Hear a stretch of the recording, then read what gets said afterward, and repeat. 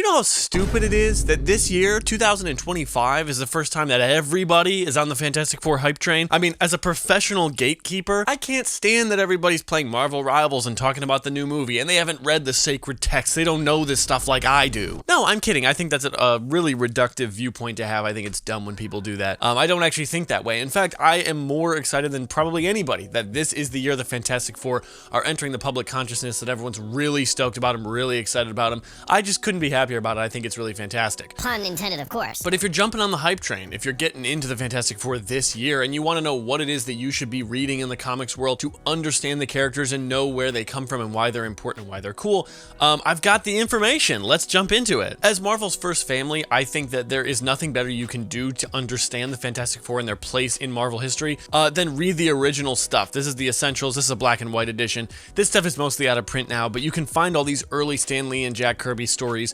all over the place. They're easy to find in comic shops, old collected editions. And just reading this stuff is really like the simplest, easiest way to get into the characters. It's got kind of a slow start in the way that like most major superheroes, if you read their first appearances, it's not the most amazing thing you've ever read. But this is also Jack Kirby operating at his absolute peak of artistry. I mean, he was putting out so many issues of this, and the artwork was beautiful. And the Fantastic Four changed comic book publishing forever. There's basically superheroes and comic books before the Fantastic Four, and then everything that you recognize about mainstream comic books is because the Fantastic Four in 1963 like changed the whole landscape. Plus, most of this early stuff is single issue stories, so you can get into it by reading that and just kind of picking up any issue, reading a story starring some sort of character or like villain or somebody that might have popped up in some movie or TV show, but mostly just to get familiar with the world of the Fantastic Four. And even though I think that reading them in color, because that's how they were originally printed, is really cool, and you could really splurge and get something like the Taschen edition of the first early Jack Kirby and Stan Lee issues, I do think there's something to be said for reading them in this really kind of low quality newsprint black and white version. I love this. It's very nostalgic for me because when I was a kid, this is the way that I read the books. I would get these from the library and I would read like the Captain America and Spider-Man and Fantastic Four, and I really connected with the stories in that way. So I am an advocate for doing it. It helps highlight some of the pencil and line work by Jack Kirby, but it's like any way that you read it is going to be a good way to read it. One significant story arc that I really would recommend you read, just because it's going to be such a prominent part of the movie that's coming out this summer, is the 2-issue arc that introduces the Silver Surfer and Galactus. This is Fantastic Four number 47 and 48, and it just lays the groundwork for that character that to me is like the most important comics character in the Fantastic Four world, and something that I'm like anticipating so highly about this movie. I am all about Galactus. It's like so much of my decor in my apartment and like stuff that I collect. Love Galactus and Silver Surfer as characters, so I can't recommend reading that original story enough. Maybe I should do a full Silver Surfer reading order. If you'd be interested, I mean, drop a comment about it, because that's something that's like kind of related to the Fantastic Four, but he's had so much of his own stuff that you really can get really deep into that. There's just an infinite well of stories of the Silver Surfer to read. Next up, and including a bit of a fun story about my Fantastic Four comic collecting journey, if you want good old-fashioned just comic book stuff from the 2000s that I think really works well to give you kind of normal Fantastic Four stories, gives you like nothing that feels so gigantic that it's unrelatable, but nothing that's like so small scale that it feels like those early stories. It's somewhere in the middle. I highly recommend the Mark Waid run on Fantastic Four. This is volume 2. I don't actually have volume 1. I think I read it online many years ago, and so that's why I don't have it, but I have volume 2 here, which I highly recommend. And this is a fun story for me. I know I've talked about this on this channel before, but this volume 2, I was at Neil Adams' Krusty Bunker comic shop in Los Angeles, and this was in like a $10 bin of discount stuff. The dust jacket's all ripped up, and it was just discount. And so I'm flipping through, and I pick it up, and I thought, yeah, you know, I'd like to read this volume 2, so I'll pick it up since it's so cheap. And of course, because it retails for 30 bucks, I thought, hey, 10 bucks, great deal. But then while I'm standing there, I open it up on the inside cover, and I think, unbeknownst to the shop, it's signed by Mark Waid. I like quickly Googled Mark Waid's signature while I was standing there just to make sure that it was actually him, and it is. So very, very funny and cool to have a Mark Waid signature on this book. Completely by accident. It was not something I was like seeking out. I obviously love signed books, but I prefer to get them by like meeting the artist or writer and having them sign it. So to find a signed copy of this was very funny and very cool. And now, I mean, this is a great part of my collection. I think what this run does really well is it returns.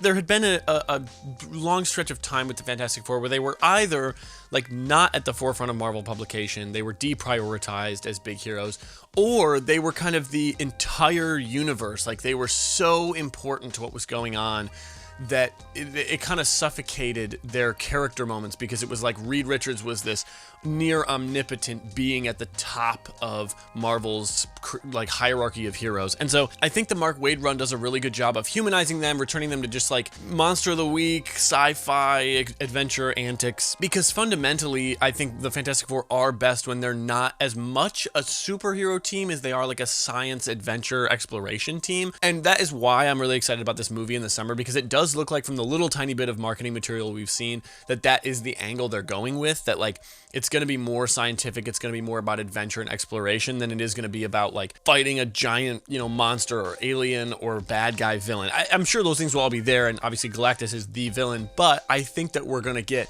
something that feels more like a science adventure story, hopefully. And if you don't want to wait and watch the movie to find that out, you can just read Mark Waid's run and you'll get that. One quick aside here is that I talked earlier about reading Galactus' first appearance in comic books, and I think that something that could be important when reading that is like understanding the scale and the size of Jack Kirby's drawings. Something that springs off the page to me whenever I read Jack Kirby stuff is how big it all feels. And that's why Galactus is one of my favorite character designs that Kirby ever did.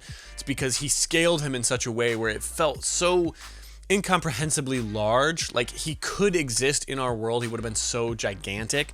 But I really like that character design at the size that he was portrayed. So one of the fun ways that I've tried to engage with a lot of Fantastic Four work is reading it in the largest print size that I can find. And to me, there's no better way to do this when it comes to the vintage feel of reading old comic books and the size than reading the Marvel Treasury editions. So this is the Treasury edition of the Galactus origin story with 47 and 48 in here. It's a really beautiful, like giant, cool cover. One thing about the Treasury editions that I think is so special is that unlike every single comic book that's sold nowadays, they didn't rely on advertisements to sell it because they were sold at a higher price point. So the lack of advertisements means that the entire thing is artwork all the way through. So when you're flipping through this book, you're not kind of getting your experience interrupted by advertisements. You're just getting large pages of full artwork. And especially with Treasury editions, because of the years that they were printed, this is like old newsprint. So it's not like in modern pressings, especially like in the Taschen edition does this a lot. It is like faux newsprint. It's kind of made to look low resolution, which I like. I appreciate when they do that because that presents it in the way it was originally intended to be read.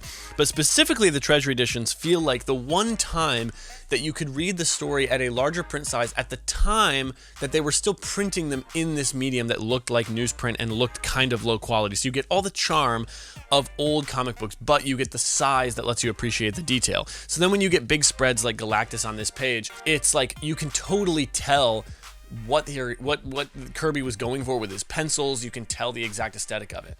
And no advertisements means that the back of the book has beautiful, beautiful artwork as well, and that's very exciting. So this is one of my favorite Galactus illustrations right here ever. So it's really, really cool that it ended up on the back of this book. And so it's just, I think reading Treasury editions, I have another one here as well. This is not Galactus, but this is a Treasury edition Fantastic Four. It's just got some early stories with them. Very, very cool. Next up, the top run that I think comic book fans are going to recommend to you when it comes to the state of the Marvel Cinematic Universe and the state of the Fantastic Four within that. I highly recommend that you read Jonathan Hickman's run on the Fantastic Four. This is my omnibus edition of Volume 1. It has no dust jacket, which is why it's just artwork on a hardcover book here. I think that Hickman really, really succeeded with the Fantastic Four and largely succeeded with like charting a path for the Marvel Comics universe, which is something that very few creators ever get the chance to do, and there are few people as qualified to do it as Jonathan Hickman was and still is. He obviously has had a huge influence on the X-Men with the Krakoan Age and all those things, but I don't really read any X-Men stuff, so I'm not tapped in as much to that world. But the things that jump out to me are Infinity, that he wrote centering around Thanos, and then also Secret Wars, which is probably the Secret Wars event between the two of them that we're going to have much more representation of in the upcoming Secret Wars movie from the Marvel Cinematic Universe. So if you're interested in knowing what things like aesthetically and story-wise are going to end up on the big screen concerning the Fantastic Four, I think this is a place for you to look as reference. I think this is something to read that like will probably clue you into where it's going. I don't foresee that they will do all of the things with this run on the big screen because I think some of it relies on like the longevity of the characters. I'm going to give one spoiler here. So if you don't want a spoiler about Jonathan Hickman's Fantastic Four run, you can skip ahead just a little bit into the video and I'll put a time code down below so you know. So here's the spoiler. Johnny dies in this arc. Like, he's fighting the Annihilation Wave and it closes the portal and he dies. And for me, the reason that hits really, really hard in Hickman's run is because it relies on like the amount of time the Fantastic Four have been a team. So a death of one of the members is very, very significant, and they kept him dead for a while in the run. And so it's cool that they do that, but I don't think the MCU is going to do that because they have introduced and killed off one Human Torch already this year, and then secondly, they haven't had the Fantastic Four as like mainline heroes for long enough to do that. So if they ever adapted a lot of Hickman's run, it would have to be after many, many, many years of those characters being in the MCU, and who knows what that will mean. Next, we're going to take a brief detour from the proper Fantastic Four, like the main family, and it's for two reasons. One, because this is probably my all-time favorite Marvel character, and two, because I never miss a chance to talk about the way that I store my comics, because I am very proud of some of the decisions that I've made about storing and displaying them. So this is my custom sort of omnibus edition binding on a comic folio box, but this is the Things solo run. John Byrne wrote a lot of this run. His writing is all present throughout it. There's some other issues written by other people, but this Things solo series is an insight into the character that I think you don't really get the chance to see in a lot of the main Fantastic Four books. You don't get a ton of uninterrupted time with the Thing.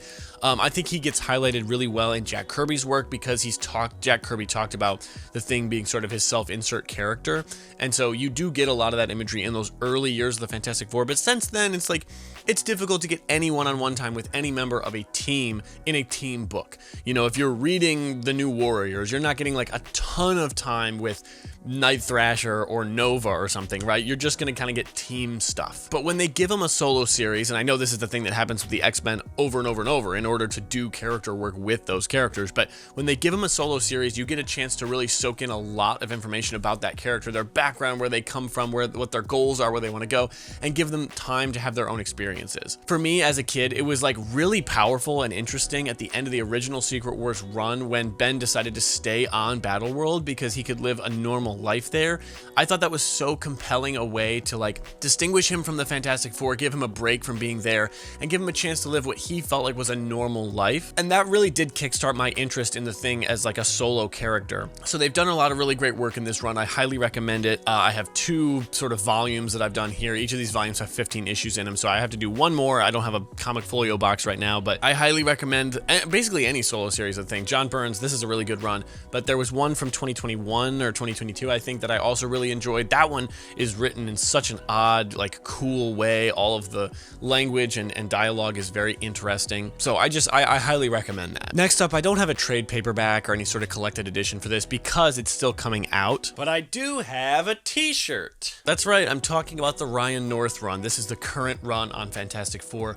I'm going to say that there are two huge reasons you should be reading this run. Well, actually three. I would make it four, but I just can't think of a fourth reason. But four would have been really interesting thematically. To have 4 reasons to read the current Fantastic Four run would have been a great title for the video. I can't believe I messed this up. The first reason, the least important reason, is that I think it's important to support runs of characters you like while they are happening, because unless it's something like The Amazing Spider-Man, which is never going to go out of print, characters that are at risk of not being in print will not get renewed and given new series unless people are buying and supporting them. I mean, there's a reason we haven't had Darkhawk anything in years, and the stuff we did get was 5 issues that barely sold. It's because not enough people like that character to buy the book. So if you like a character and there's a book coming out with that character, you probably should buy it, at least until it gets bad. At least that's my philosophy. Like when a new solo series of the Thing comes out, I buy it. I know that it might not be as good as John Byrne's run. It might not be as amazing as that run from a couple years ago, the miniseries, but I still want Marvel Editorial to know that I will buy work with this character in it. And so that's a way that you can kind of help that character get more recognition. This doesn't guarantee anything, and I'm not saying you have to just buy anything that's printed, but it is a really concrete way to support the publication of characters that you think are important. So before the Fantastic Four movie comes out this summer, I think that like buying the current run is a way to show Marvel that like people are interested in this. So that's why I think buying the Ryan North run, that's the first reason. The second reason is it's good stuff. I mean, the writing is great. It's like the exact blend, just like Mark Waid's run that I talked about earlier.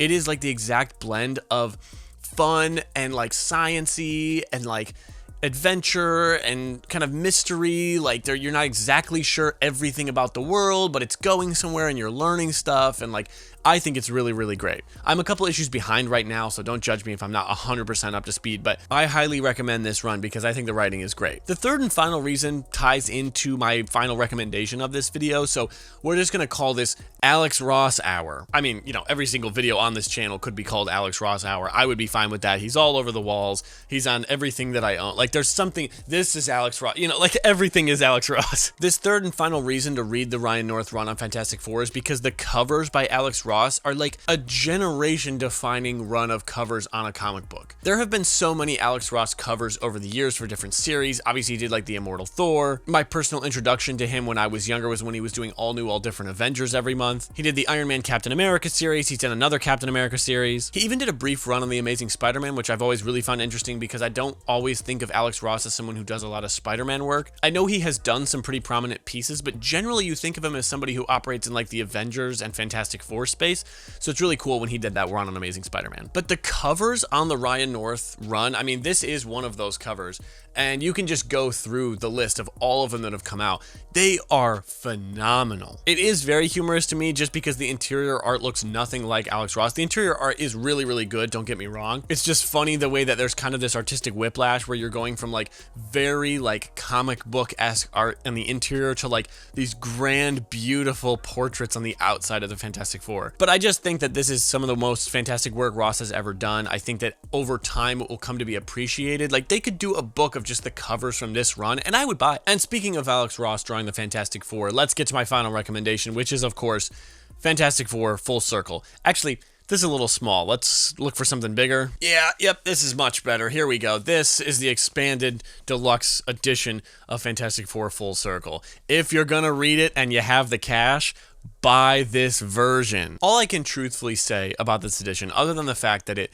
is just so gorgeous and stunning and beautiful, is that I think it's the greatest work ever done with the characters, other than the original Stan Lee and Jack Kirby run. And the only reason that run is on par with this is because that is the origin of the characters. That's the first time they appeared. So automatically it's kind of the gold standard for like how to do those characters because it is the invention of them. This is one of the only books that I think challenges the idea that Jack Kirby was the best artist to work on a character he created. Because like, a lot of artists and a lot of writers would tell you that like, yeah, I worked on the Silver Surfer, but like nobody draws the Silver Surfer like Jack Kirby. Or like, yeah, I could do, you know, Captain America stuff, but nobody draws Captain America like Jack Kirby. And it goes for a lot of people that also created a character at Marvel, right? Everybody is going to say that generally Steve Ditko is like the gold standard of Spider-Man drawings. It does feel like there's a little bit more wiggle room there to debate who is the greatest of all time with Spider-Man, just because Ditko's run was significantly shorter than Jack Kirby's on Fantastic Four. But still, broadly, Kirby is the gold standard for the Fantastic Four, and Full Circle is the only time I've ever read something with the Fantastic Four and thought, this is as good as everything that Jack Kirby ever did with the characters, and I think that it could be better. Alex Ross is obviously a master of his craft. Currently, I think he's operating at his artistic peak. I think this is a run that we will be looking back on in many, many years as sort of the pinnacle of design and artwork at Marvel Comics. So Full Circle is an essential read. It's a story that takes place in the middle of two issues that happened during Stan Lee and Jack Kirby's run, so chronologically,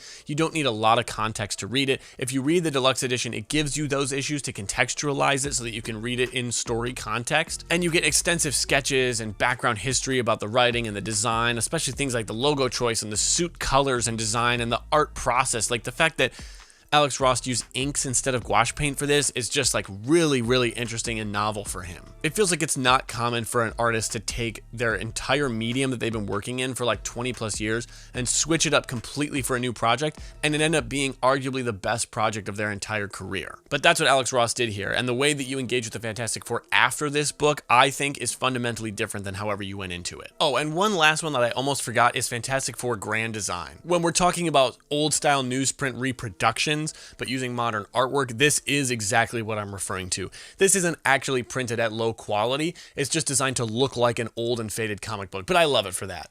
It's very charming. The artwork is very interesting. It has this sort of staccato, Watchmen-esque total grid pages. And if you're totally new to the Fantastic Four, this is a really good way to get a quick and easy crash course on the major players in their universe and how they were introduced. You'll get everything from the Inhumans to Galactus to Black Panther, etc., etc., etc. Plus, you get a giant printing of Ed Piskor's homage to Frank Miller using the Thing in the back of this, which is just an amazing piece of artwork. Drop a comment if there's any you feel passionately about that I missed. I would love to hear your thoughts, because either I've read it and I'll say, yes, I agree, I recommend that too, or I haven't read it yet and I need to get on that, because if it's a Fantastic Four story, I'm sure I'm gonna love it. Thanks for watching, guys. I'll see you next time.